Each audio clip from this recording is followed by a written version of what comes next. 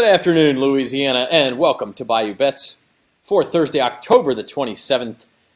Zach Ewing here along with Jim Derry and Spencer the Guru as we prepare for Raiders-Saints this weekend, a big weekend in college football, Thursday night football, Bucks-Ravens, an intriguing game tonight, as well as Pelicans West Coast trip and the World Series this weekend. So a big sports weekend, guys, and let's dig right into it. I mean, I think there's lots of news to get to. Number one, Jamar Chase, they just announced of the Bengals, he's out 4 to 6 weeks with a hip injury.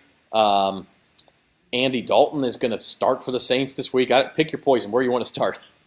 Well, I mean, if you're picking poison, then you're going to pick Andy Dalton. But as soon as I said that, I knew there was some snarky comment coming.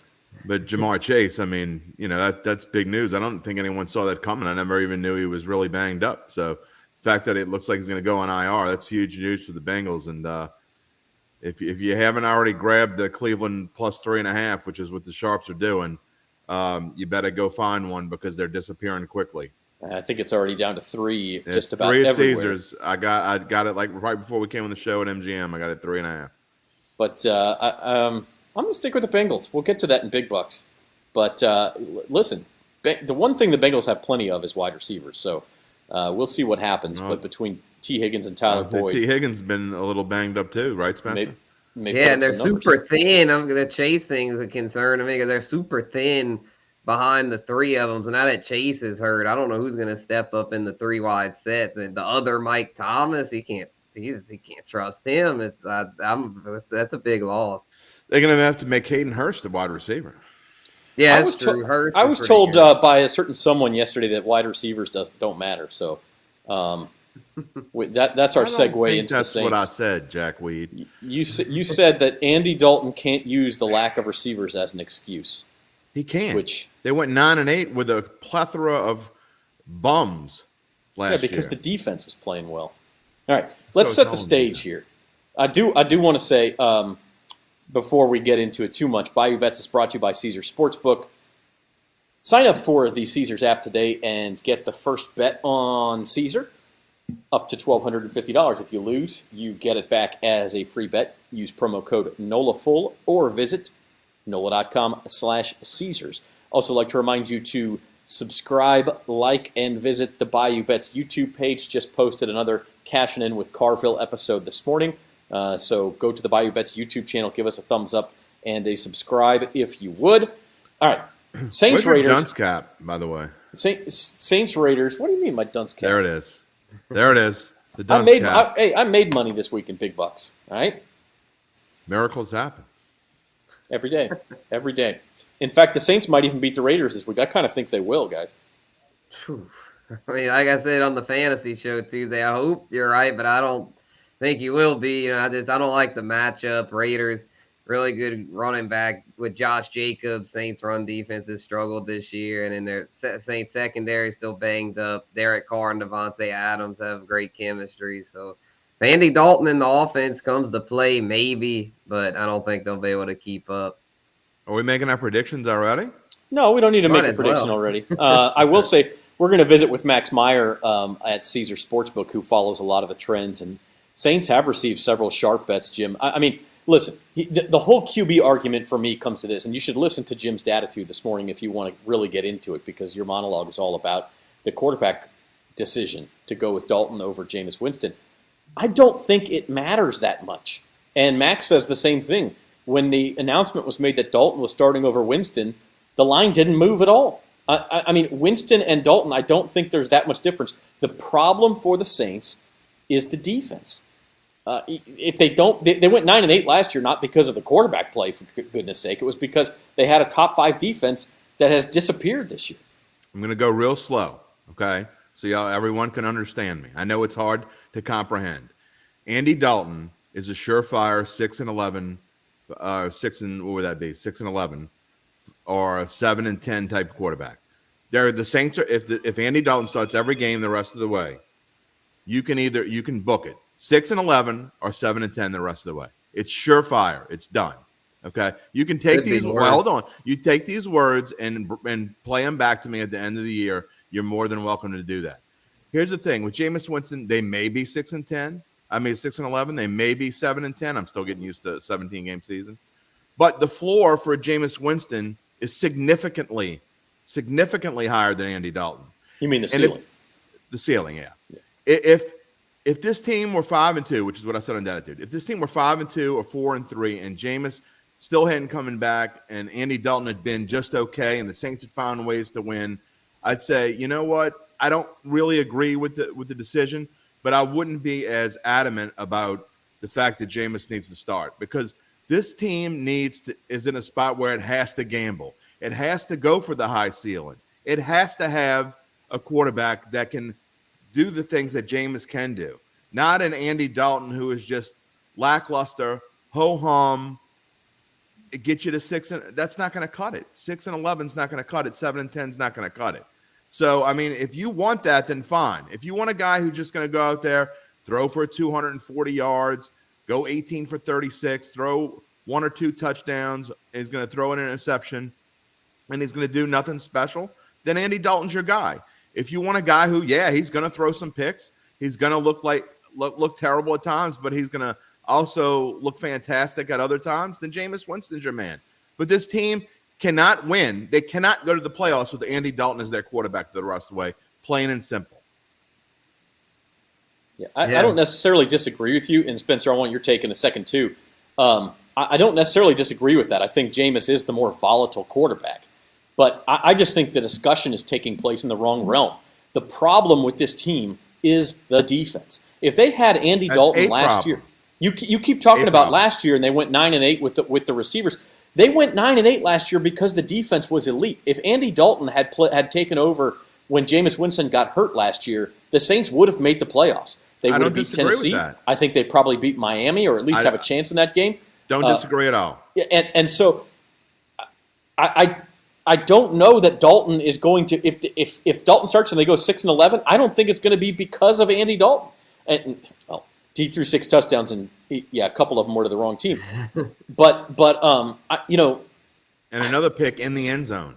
Demario Davis stepped up this week and said, "Look, we got to play better." That's where the focus should be on for me, Spencer.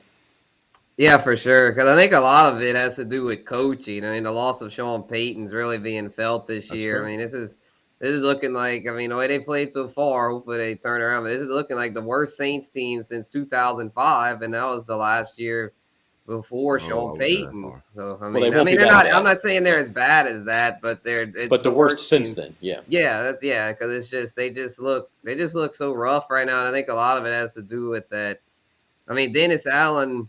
I mean, I don't want to totally throw him under the bus, but it's like he didn't do well as a head coach in the past, and he's not off to a good start here. And the defense is what he takes pride in, is just it's stinking it up right now. And so they're gonna have to get it back on track, because if not, I don't know if he's gonna have a job next year as far as the head coach. It looks like the Aaron Kromer, Joe Vitt teams. I agree with Spencer about the coaching part of it. To me, that may even be the number one problem. I mean, Dennis Allen is not motivating this team at all, and it looks as if like Alvin Kamara and Demario Davis, maybe they're finally stepping up and say, you know what, Jobo, you can't hit a curveball. I do it myself. I mean, that's what it kind of looks like right now, and I don't disagree with anything you said, Zach. As far as the defense being a big problem, they certainly have been a problem. I don't disagree with the fact that if Andy Dalton was the quarterback of this team, the Saints would have gone to the playoffs. The point is, they do have a problem with defense this year. They do need something else, and Andy Dalton is not the quarterback that is going to take things on his shoulders and be able to do things that this team needs it to do. And they need to gamble at this point. And you're not gambling when you're putting Andy Dalton in there. It's kind of like, you're playing with house money, and you're like, I'll just bet on the minus 150 money line because it's easy and it's not my money. I mean, that's kind of what the Saints are doing right now. This is just another example of where we're just going to go with the way things are going and not change anything up. I mean, you don't see Michael Thomas rushing back to get here, do you? He was all fired up and all gung-ho in the beginning, and he's disappeared again. That's not fair? He's only going to play for a team that wants to win. He's not. I mean, come on. We don't know what the injury is. I mean, we don't know the extent of that. Look, I think it'd be a big help if he got Landry too. Where's he been? This is my Landry may be long-term hurt, it sounds like. I mean, it sounds like he's a lot further away from coming back than Lattimore or Thomas. But we'll see. I mean, this is. I was thinking about this, and one thing I actually think Dennis Allen got right is one way or the other, pick somebody. Don't go through one of these. Jameis is he's a little banged up, and we'll see what happens. And then you send Jameis back out there, he throws one pick, and then you send Dalton back out there, and then he throws a pick, and nobody knows who the quarterback is or what the plan is. Like the Patriots. Yeah, pick somebody. Yeah, I don't deny that at all. I don't deny that at all. I mean, that could be as well.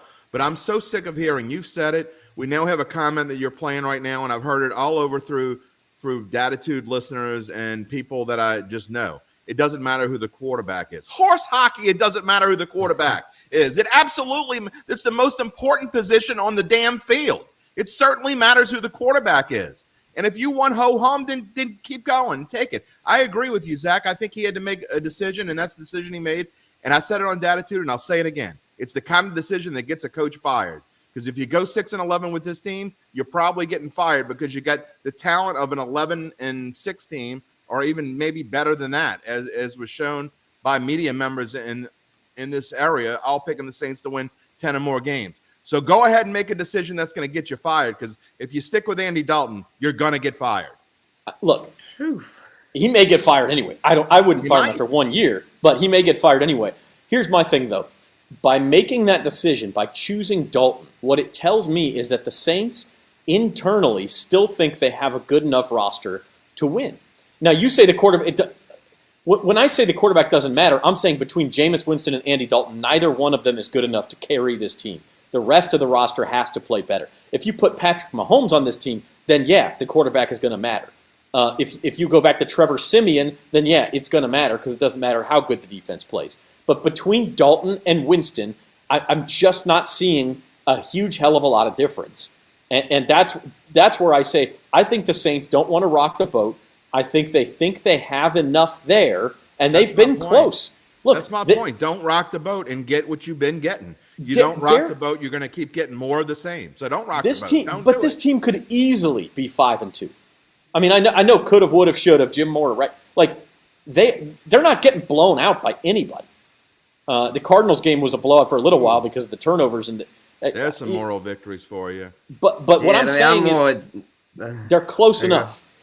Yeah, I mean, I get your point, Zach, too, but I'm more with Jim on this as far as, I mean, you're 2-5, your back's against the wall. I mean, you just kind of have to rock the boat. You're so injured, and these guys don't seem to be anywhere close to coming back. To me, you're just going to have to just try something different because what's working right now, I know you've been close, but close isn't it. I mean, you got to start winning football games because if you don't, then people will start getting fired. And, I mean, no one wants to get fired, right? So, to me, you got to make changes. I'd rather make a change and have it not work than look back and be like, I should have done this, could have done that. At least if you make the change and it doesn't work, at least you tried to adjust.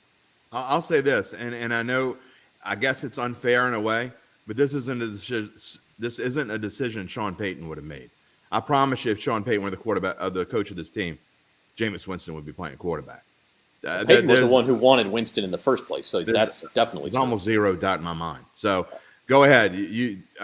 Pick Dennis Allen's side. We'll see what we get. Again, I'll say it again. I hope I'm wrong. I hope we come back here in 4 weeks from now and y'all are laughing at me for, and the listeners are out there saying this guy's a dumbass. I mean, I hope it happens. I really do. I hope I'm wrong because I'm tired of watching this crap. Me too. I'm really tired of watching it. It's getting old, and it's hard to do a show the same week on this show and my podcast 3 times a week saying the same damn thing because that's what I've been saying. Same thing. Could have, would have, should have. They're better than this. Blah, blah, blah. No heart. I mean, it's the same show. You can just bottle it up and say it again and again. Well, we'll see what happens. I mean, I am – you made the comment earlier in the week, Jim, you were surprised the Raiders were favored. I'm not. I mean, I think this is the definition of a toss-up game. You got two teams that have had trouble closing games. The Raiders are on the road. The Saints have been close. I mean, I think the health situation is going to matter. Michael Thomas makes a huge difference to me. Well, Devontae Adams is questionable as well. And he's certainly worth a point or two. And Darren Waller. Darren Waller's they're not exactly in the greatest shape, and they've won 2 games this year, both at home against the Denver Broncos and the Houston Texans. What gives them the right to be favored in New Orleans? It makes 0 sense. I mean, at worst, at very worst, it should be a pick'em game. But you're telling me now, by the Raiders being a 1.5 point favorite, if the Saints went to Vegas, that means they'd be somewhere in the neighborhood of a 6 point dog. That's absurd against a team that basically has the same record as them and has done nothing. The last time, the Raiders went on the road was Monday Night Football against the Chiefs, and they darn near won that game. So it's not like they can't play on the road. I'm just saying I don't think they're a bad team. But let's pivot a bit and talk Thursday Night Football because it does have to do with the Saints. Tampa Bay Buccaneers at home. This line, and we'll talk to Max Meyer about this later, but it's been all over the place. Bucks opened as a favorite, then it flipped all the way over to Ravens -2, and now it's flipped all the way back. Some big bets coming in on the Bucks. I don't know how you can trust the Bucks, but I wouldn't necessarily bet against them either in this game. I like them in this spot. Go ahead, Zach. Spencer, you go first. Okay. All right. Well, I like them in this spot. I know they played bad lately, but it's not like the Ravens have played good either. The Ravens got lucky against the Browns last week. They could have lost that game. Neither team has been impressive lately, but the Ravens backs aren't quite as much against the wall because they're still tied for first. I know the Bucks still are too, but they have a losing record to where I feel like the Bucks being at home and everyone's writing Brady off. I think they'll take advantage of what's a pretty poor Ravens pass defense. Zach, you never even you like to put up the comments. How come you didn't put this one up? I did. Oh, I didn't. I missed that one it. up. Yeah, it was up. Yeah. It was up. Oh, I missed it. I got double play. I must have been too red in the eyeballs. Look, I loved Tampa when it was +1 because you could tease them. And now the books have kind of caught on. There was one huge bet, from what I understand, $110,000 bet on Tampa Bay at +1.5. Max talks about that in our segment later. But $110,000 bet doesn't make the line change from +1.5 to -2. So let's not fool anybody. This is simply about, I think the books realize we can't throw Tampa Bay out there at +1 because then you put them in a teaser at +7 and you just get it handed to you. Because I'd be shocked and it's my bet of the week. It was before the line changed. I put it in my best bets teaser with the Saints, and I had to kind of change it for the show because the line changed between the time I wrote my column to the time that we're coming on the show. So I had to change one of my best bets. But I mean that's all it is. It's the books' insurance against themselves. So I still like Tampa Bay in this one. I can't. This is kind of last chance week for a lot of teams for me. That's kind of my theme throughout my NFL picks column, and it was my theme when we were doing the show with Uncle Big Nick this morning. And it's last chance week. If the Bucks stinking up again, I'm just going to stay away from them, or I'm going to bet against them. One of the two. The same for the Packers. And I just can't believe that Brady and Rodgers are this bad. So tonight against a good team on a short week, I really like the Bucks. Really more Brady more than anything, and I think the defense is going to step up for Tampa Bay tonight. They're going to have to, or they're written off. Well, the thing about the NFC South is there's lots of second chances. Yeah. Because the Bucks and Falcons, both 3 and 4, lead the division over the Saints and Panthers, who are both 2 and 5. These are the current odds. Obviously, Bucks, their pedigree, they're still favored. I mean, they have tiebreakers over the Falcons and Saints at this point.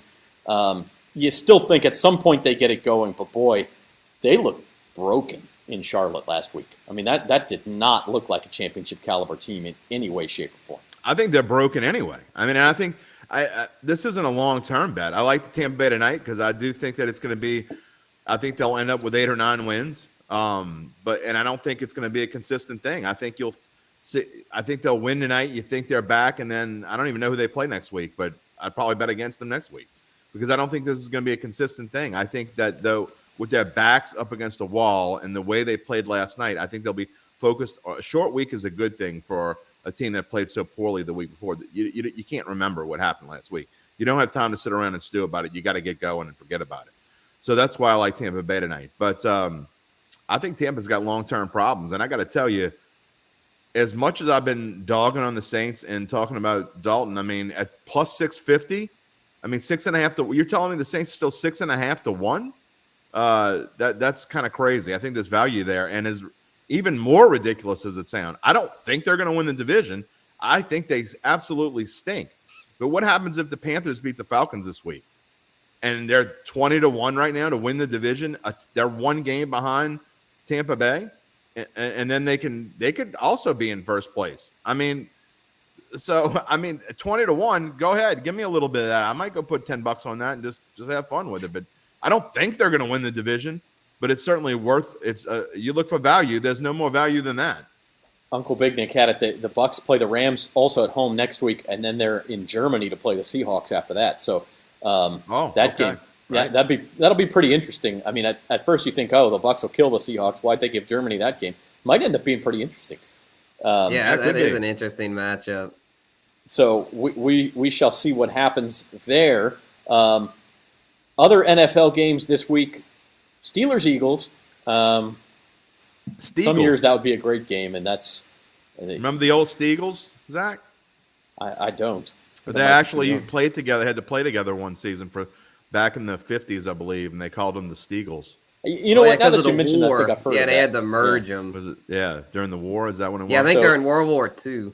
Go ahead, Nick. Yeah, Jim remembers it well. Okay. Now we let's move on. Lots to get to, so we'll run through these pretty quick. Y'all mentioned the Panthers and Falcons. Jim, I know you love the Patriots in this spot. I like them too. The Patriots, I said it this morning, might be my bet of the year. I love the Patriots this week. They have won 12 in a row straight up against the Jets, and I think it's 21 of 23. So Bill Belichick knows two things. He knows how to beat the Browns, and he knows how to beat the Jets besides winning Super Bowls. He knows how to do that too. But and look, this isn't just, they've won 12 in a row. And not only that, without Brady, super convincing. If I remember correctly, it's the average score is somewhere along the lines of 34-15 in those 4 victories without Brady. So it has nothing to do with Tom Brady being there or not being there. The Patriots own the Jets. And not only that, the Jets without Breece Hall is rough. And I think Spencer would he's talked about missing Breece Hall, and what are they going to do? They're going to have to turn to Carter now. And, is James Robinson going to get in there, and how much is he going to be able to play? It's going to be kind of like Christian McCaffrey going to San Francisco last week. They'll use him at some point, but I don't think they're going to be able to give him a full load or anything like that. So it's all on Zach Wilson, and Bill Belichick knows how to beat up on teams that are one-dimensional, and the Jets are going to have to pass this week. I think the Patriots can also, like this Bailey Zappi thing, it was a good story. He's not better than Mac Jones, and I think that makes a difference too, that they figured out that Mac is the guy. Oh, it makes a difference at quarterback? It will. When one is clearly better than the other, yes. Okay, I'm just making sure. Yeah, Spencer, your take on this? Yeah, I kind of like the Patriots. I probably won't play that one because I'm a little nervous that this Belichick, man, he seems like he's not as sharp. I mean, I know it might be recency bias, but man, they look bad against the Bears. Holy crap! I mean, it knocked me out of Survivor. They just look awful. Their defense. Can't let one game. I know. If I had to pick this, and I'd go to Patriots, but out of that board there, which we'll get to it in big bucks, but I really do like the Falcons this week. All right, and want to pivot to college real quick, and then we're going to get to Max Meyer and our trends report. This is sort of the calm before the storm in college. Next week you get Georgia, Tennessee, and of course Alabama, LSU. Still some interesting games here, though. Like Ohio State and Tennessee, top 5 teams, very good teams. Boy, are they laying a lot of points against good opponents. Yeah, Uncle Big Nick was all over some of these big dogs. So I defer to him when it comes to college, but some of these numbers, the only number that I like up there is I'm willing to lay the 22.5 with Georgia. And I know that's a rivalry game. Are they playing it in Jacksonville? They are. So I mean, it's a rivalry game. It's in between homes. So I'm a little nervous, a little leery, and I hate the number 22 because you get 20, you get 21. There's actually a big difference. So I don't love that. It's not one that I'm going to go put a lot of money on, but I think Florida stinks, and I think Georgia is ready to make their surge. This is the time of year I think when Georgia is going to start to make a run. So that's the only game on this board that I really like. I know Uncle Big Nick really likes Kentucky and really likes Penn State. I don't like Penn State at all. Kentucky, I could see this is a weird spot for Tennessee. So I could see the Kentucky thing, but Tennessee gets Georgia next week, right? Yes. Yeah, so that's a this is definite bad, look ahead spot. Yeah, bad spot for Tennessee. And Kentucky's actually, I've been saying it all year, Kentucky's underrated.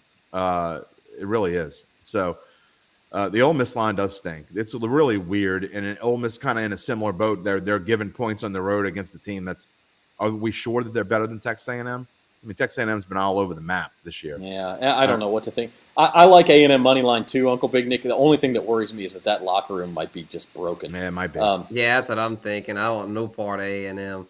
Yeah, another college question here. FIU against Louisiana. Boy, we're going down the board. Where's Devin here. Jackson? Can we phone a friend? Louisiana Tech is 6.5-point favorite. I tell you what, take the under. That under's up at 58.5. FIU can't score. Yeah, that sounds like a good line for La Tech. I mean, FIU stinks, I'm pretty sure. Like yeah, but so does Tech.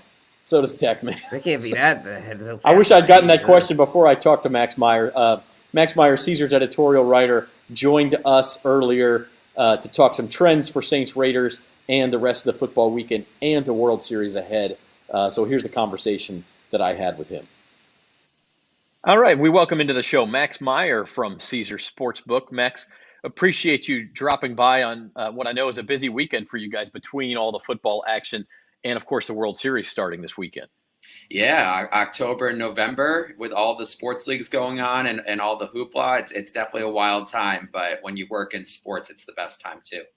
Absolutely. A sports equinox coming on Saturday, of course, with Game 2 of the World Series and the NFL, NBA. I guess it wouldn't be. No, I guess we don't have a sports equinox, do we? Not quite. We just missed it because we won't have NFL and MLB on the same day. But, hey, it's still a great weekend. If you take the weekend as a whole, it's an equinox. Let's start in the NFL. Saints Raiders, we've been talking about it on the show. The Raiders are 2-point favorites.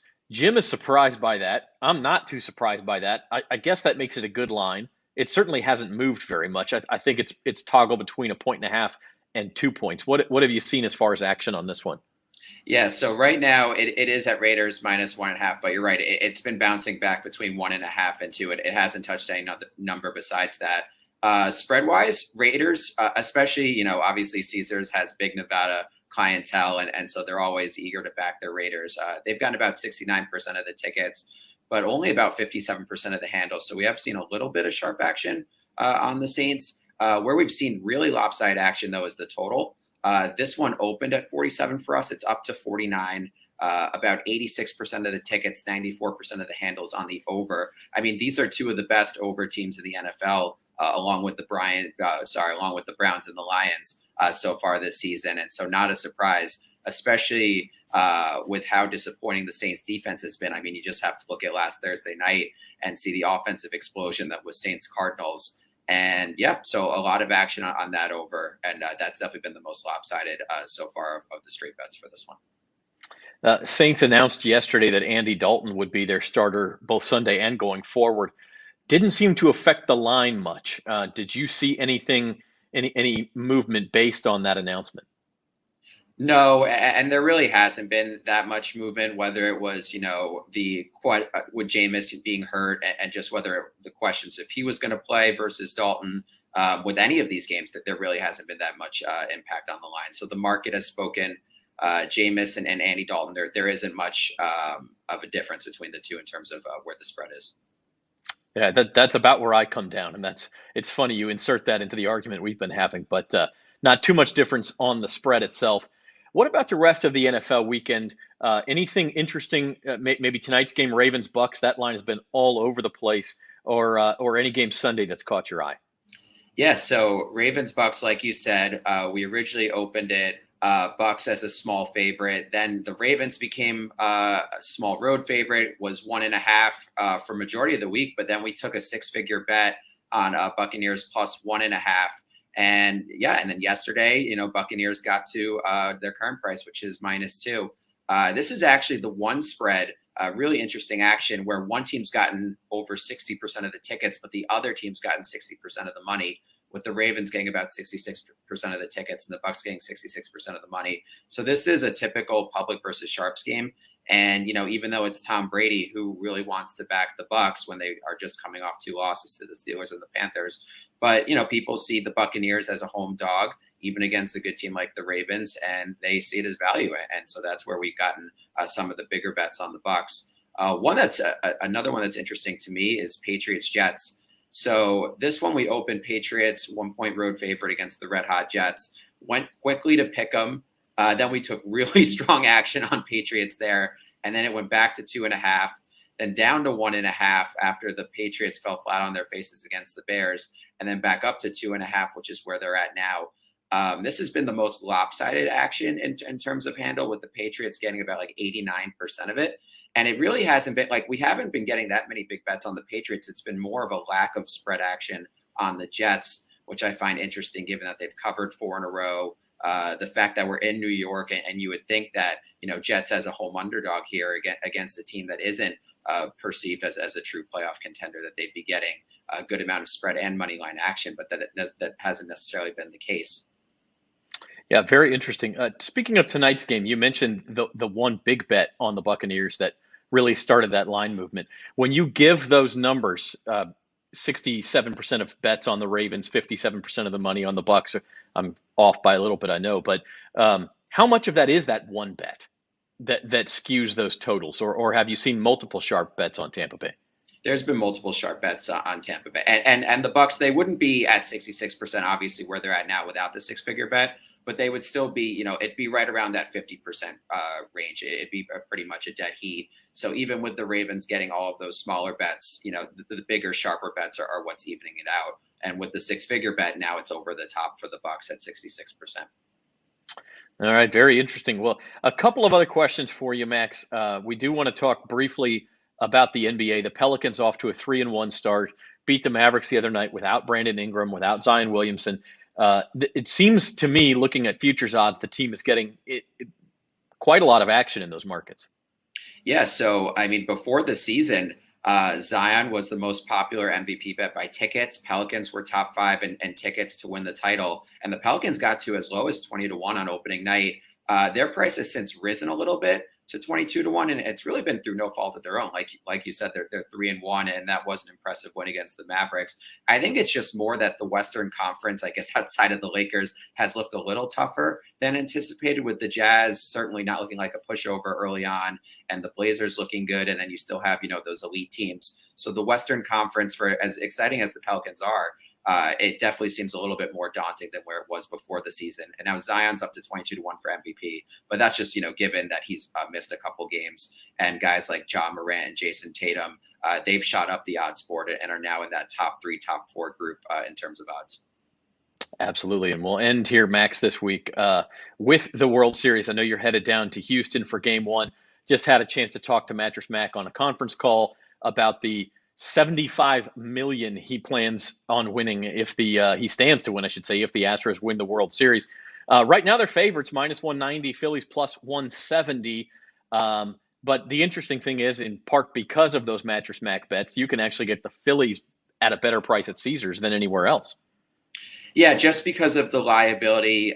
We knew that when we were opening up this series that we were going to be a little bit higher than market on the Astros opponent, just to try and offset a little bit of that huge Mac potential payout, which is $30 million with Caesars after he bet $3 million at 10-1.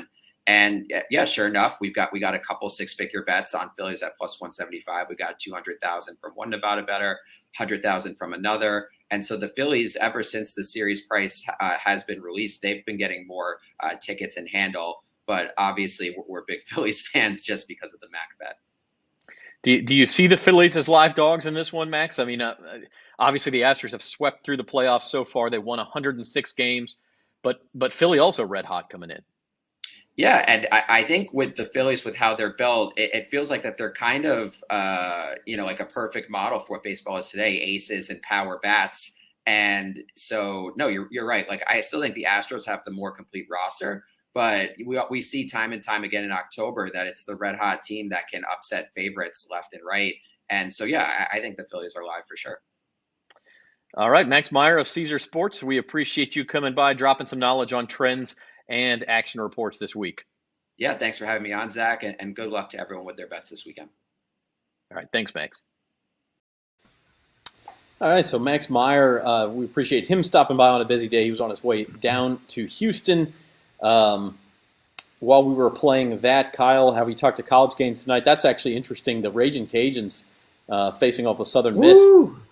It was even money most of the week, and then Southern Miss was actually favored by a point. It shifted a ton today. Cajuns by 2.5 now. Wow. So if you're looking to follow money, the Raging Cajuns on the road, they have been hot, Spencer. Yeah, the quarterback, Ben Woolridge, really looking like the real deal.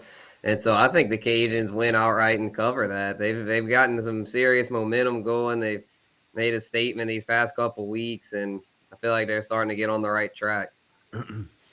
Right, go ahead, Jim. I wanted to say before we move on, there's a point I wanted to make, and I input one of my graphics for tomorrow, kind of going back to what Spencer was talking about with Saints Raiders, and kind of going to the point of why you don't understand the line. And I think this graphic is interesting because if you look at, first off, we talk about how much greater the Saints offense is with Dalton. It's really not that much better. I mean, first off, last week's numbers kind of skewed some things, but the Saints were 9th in passing with Jameis, and now they're 8th in passing. So that hasn't changed all that much. Did anybody say that they were much better with Dalton? No. But hold on.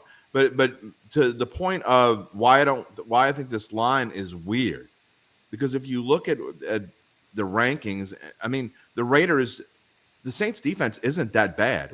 All I've been hearing is how bad the Saints defense is. They're 14th in the NFL.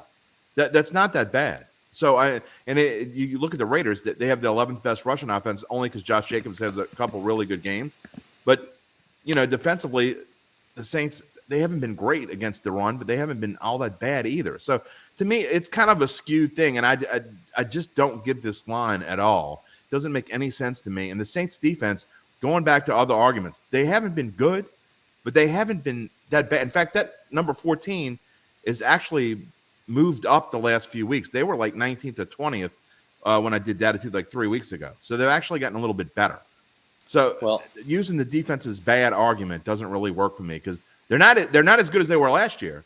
Where they were 5th, but 14th is not terrible. It's average.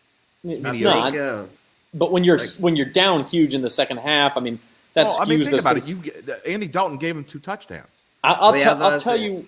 Go ahead, Spencer. Okay, I think the odds makers have gotten to the point to where like the Saints turn the ball over so much to where it's like they just assume they're going to lose the turnover battle. They're going to give it away at least once or twice. I think that's why these lines are. I mean, on paper, they got the Saints are competitive. They should be favored at home against a fellow struggling team, but they're so turnover prone where it's like you can't ignore that. Yeah, you know what's weird about that, Spence, is that usually turnovers are not factored in the lines at all. But I agree with you. I think they're just, and I think it's affecting like Detroit. Remember when Detroit was being favored? Now they're 3.5-point underdogs to an average Miami team. I know Miami was good in the beginning of the season. They getting Tua back and whatever, but it's another line that I thought was a little weird. But it's because Detroit's been turning the ball over. The Saints have been turning the ball over. I agree with Spencer, and so that's usually not factored into a line, but I think it is now. Well, the Saints are -10 in turnover differential. Yeah, that was exactly my point. They're not getting any. They're not getting any. That's the thing. That's where the defense has been bad. I agree with that. Interception. In 7 games. It was the Honey Badger that just in happened London. to step in front of one. And it was basically, he stepped in front of a bad Kirk Cousins pass. Yeah. Like one interception. Yeah, that was a blind squirrel finds an acorn because the Honey Badger stunk this year. At least Michael Thomas hasn't been on the field. I mean, Honey Badger's on the field, but I don't notice him. He might as well go hang out with Michael Thomas because he's been a no-show. Yeah. We noticed him missing tackles. I mean, I've noticed him. Maybe he's done worse than Michael Thomas. The Saints have recovered 5 fumbles, so they have 6 takeaways total, 16 giveaways. Among the only 4 teams with fewer takeaways, Las Vegas Raiders only have 4. So that's kind of interesting. 3 interceptions and one fumble recovery.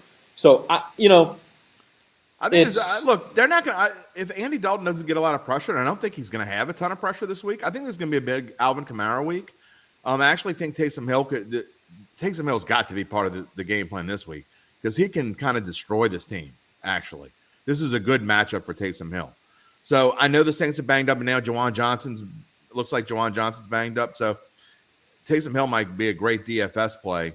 And Chris Olave might not be a bad one either. But I think that you're going to see a lot of Alvin Kamara this week, and I think you're going to see a lot of Taysom Hill, and it's going to be kind of a recipe for, finding what works. I think they're going to have to find what works on offensively. All right, we will get to our Big Bucks picks and our official Saints predictions at the end of the show. I did want to go through quickly a couple of other things that Max mentioned. World Series starts tomorrow night in Houston, 7 o'clock. Astros minus 190, Phillies plus 170. This is the highest Phillies price in the market because Mattress Mac put $3 million at 10-1 on the Astros. And so Caesar's trying to balance that out at least a little bit.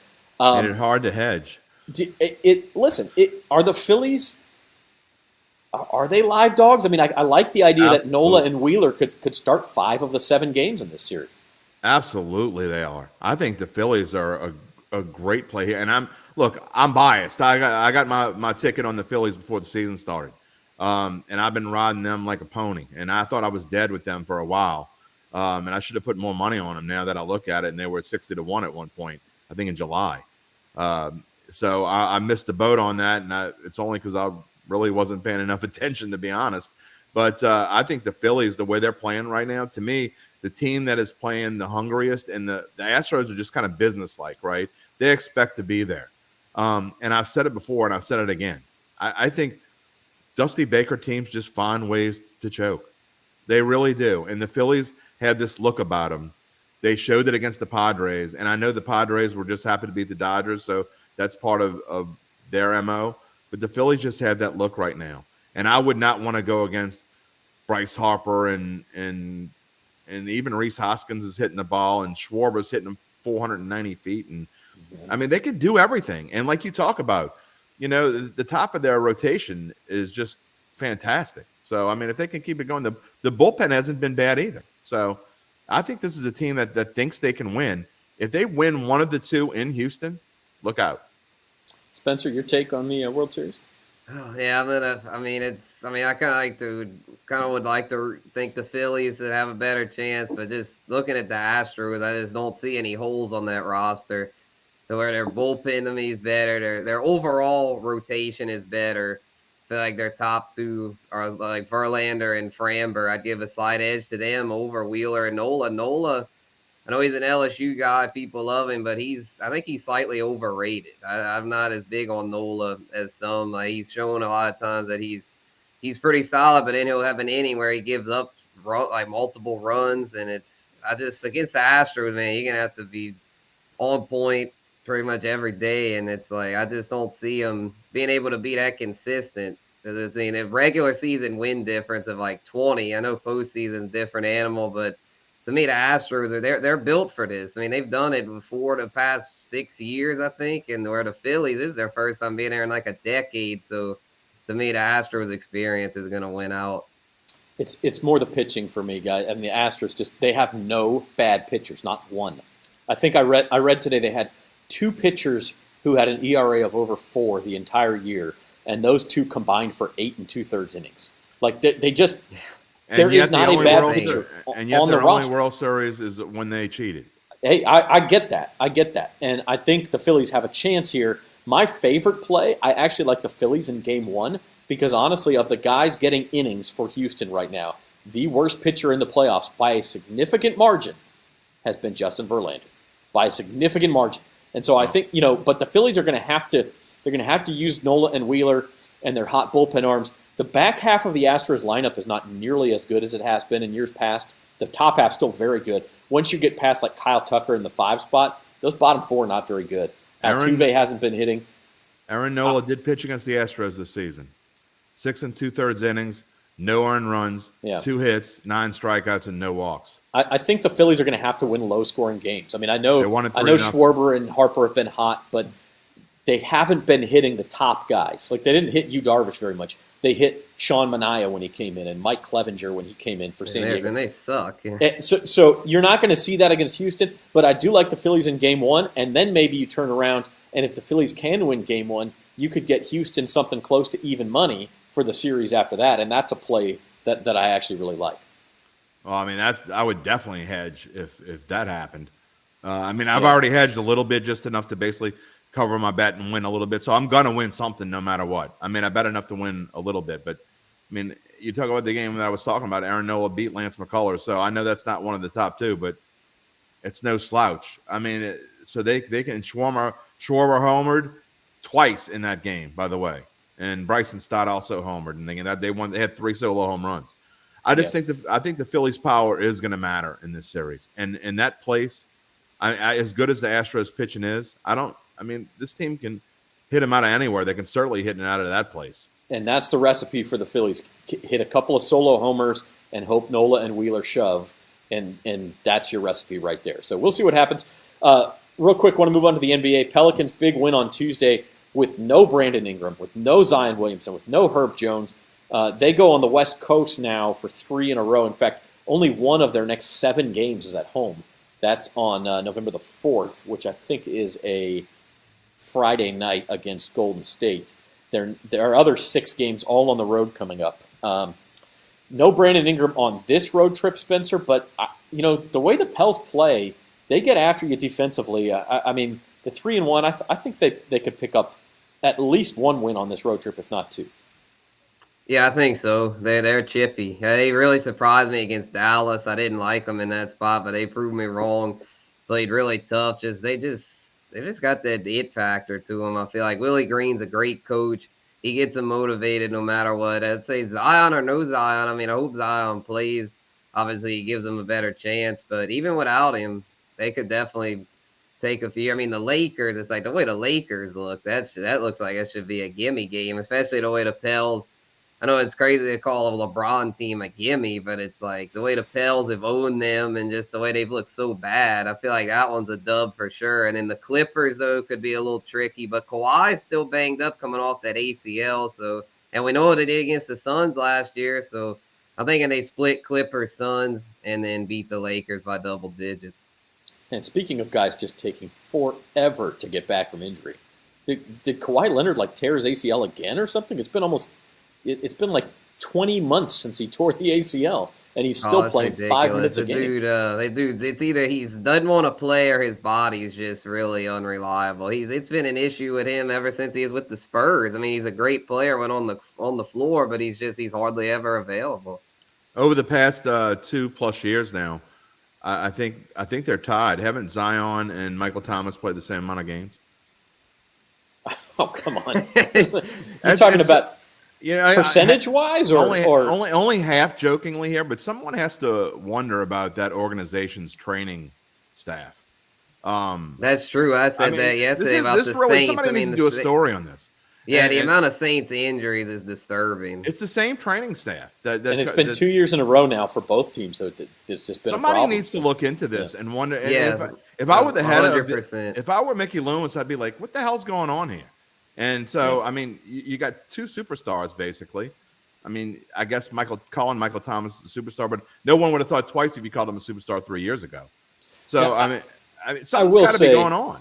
I will say with Ingram and Zion this time around, it was collisions. Ingram got a concussion. Zion fell on the floor. I mean, there's certain things I know. You can't do anything about those. I'm half joking, but I mean, over the course of time here, you're talking about, something's weird about it. And they already – didn't they fire their head trainer a couple years ago? Peyton. I know when David Griffin came in, he wanted to revamp everything on the basketball side of it. They need to look into that because there's something weird going on there. All right, well let's get into big bucks and we'll make our Saints picks.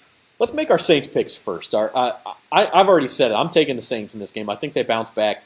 I think you do see some Taysom Hill, like Jim said. It would help if Michael Thomas came back.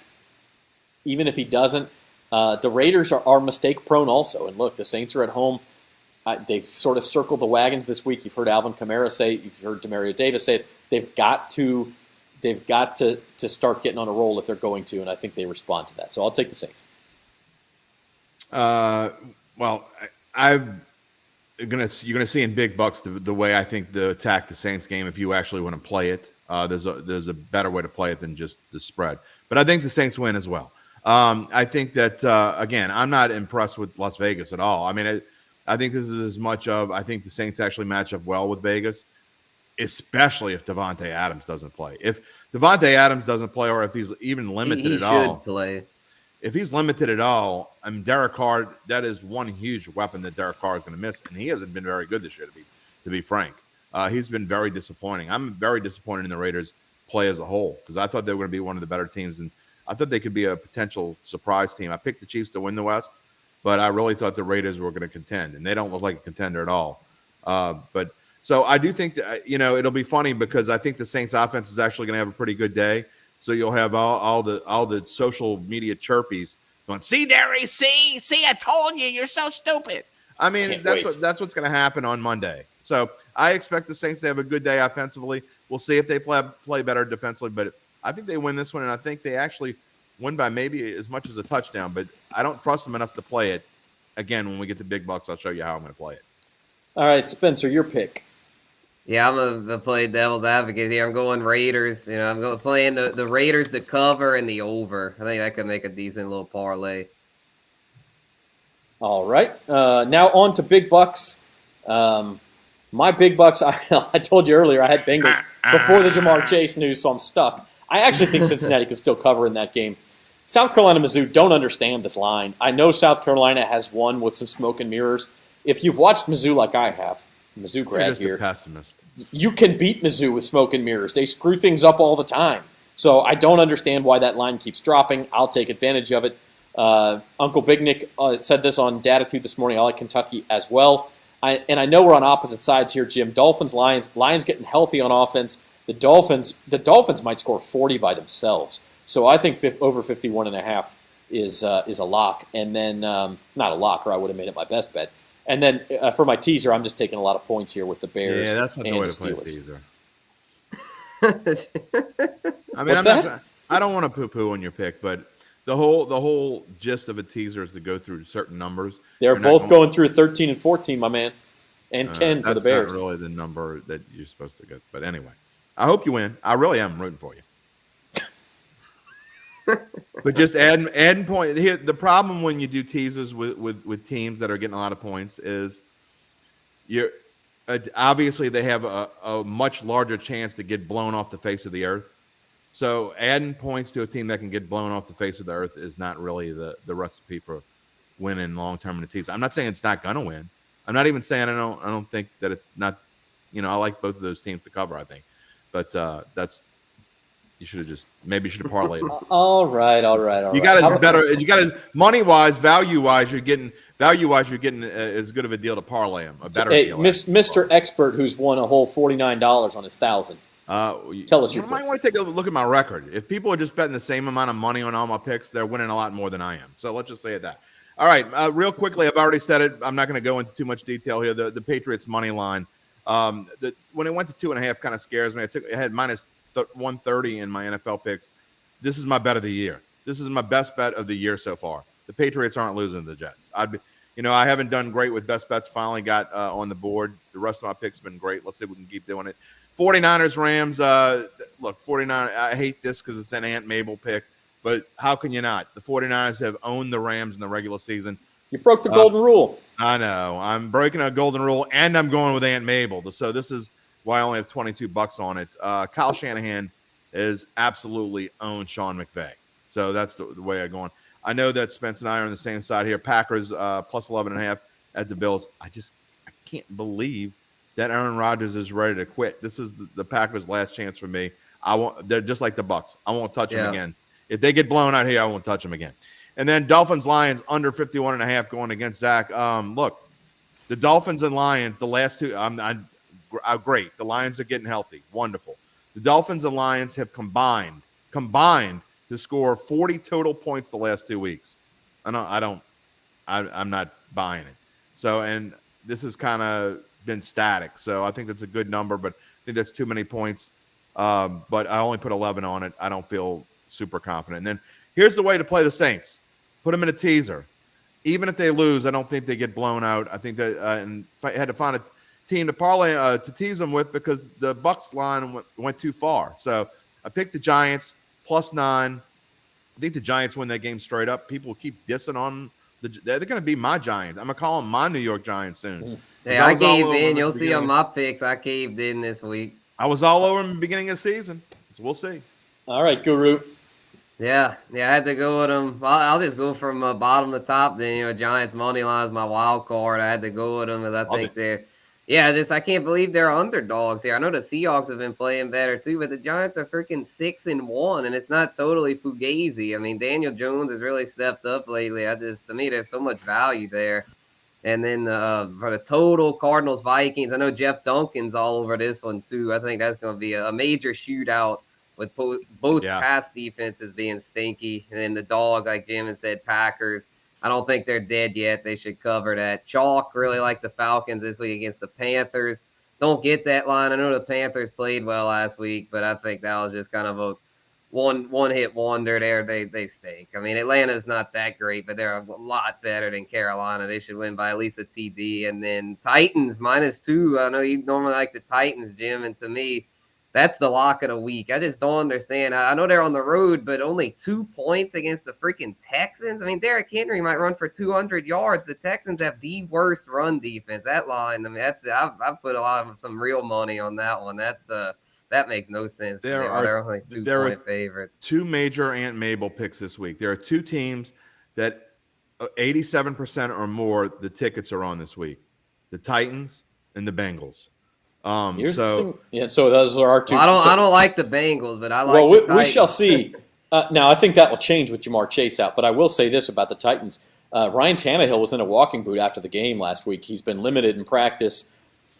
Again, you say run defense, but if Malik Willis is the starting quarterback, you're a couple of mistakes away from a big issue there. So. And I think this line kind of shows that I think the better's a word. I wouldn't put it. I said in my column, I pick in Tennessee only because I simply can't pick Houston in this spot, but I wouldn't touch that game with a stick.